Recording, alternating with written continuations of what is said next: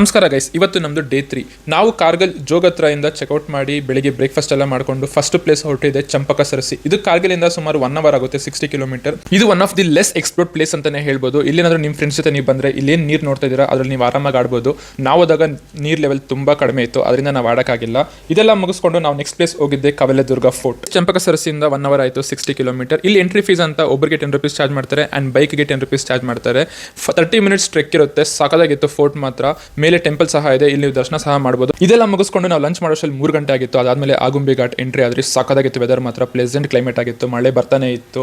ಆಗುಂಬೆ ಘಾಟ್ ಇಳಿದ್ಮೇಲೆ ನಾವು first place visit ಮಾಡಿದ್ದೆ ಜೈನ್ ಬಸದಿ ಟೆಂಪಲ್. ಏನಾದರೂ ಮುಗುಳ್ನಗೆ ಮೂವಿ ನೋಡಿದ್ರೆ ನಿಮಗೆ ಅರ್ಥ ಆಗಿರುತ್ತೆ ಇದು ಯಾವ ಪ್ಲೇಸ್ ಅಂತ. ಇದೆಲ್ಲ ಮುಗಿಸ್ಕೊಂಡು ನಾವು ನೆಕ್ಸ್ಟ್ ಹೋಗಿದ್ದೆ ಸೆಂಟ್ ಲಾರೆನ್ಸ್ ಕಾರ್ಕಳ ಚರ್ಚ್. ಇದು one of the must visit place ಅಂತಾನೆ ಹೇಳ್ಬೋದು. ಇಷ್ಟೆಲ್ಲ ಮುಗಿಸ್ಕೊಂಡು ನಾವು ಸ್ಟೇ ಆಗಬೇಕಾಗಿತ್ತು, ಬಟ್ ನಾವು ಬೆಳ್ತಂಗಡಿಯಲ್ಲಿ ಬಂದು ಸ್ಟೇ ಆದ್ರೆ 1000 ರೂಪಾಯಿಗೆ ಒಂದು ಸ್ಟೇ ಸಿಕ್ತು. ಬಟ್ ಅಷ್ಟೊಂದೇನು ಚೆನ್ನಾಗಿದ್ದಿಲ್ಲ. ಇಷ್ಟೊತ್ತು ನೀವು ಜೊತೆಲಿ ಇದ್ದಿದ್ದು ಲೋಕಲ್ ಕನ್ನಡಿಗನ ಜೊತೆ ಅಂತ ಹೇಳ್ತಾ ಇನ್ನೊಂದು ಬ್ಲಾಗಲ್ಲಿ ಸಿಗೋಣ ಗೈಸ್.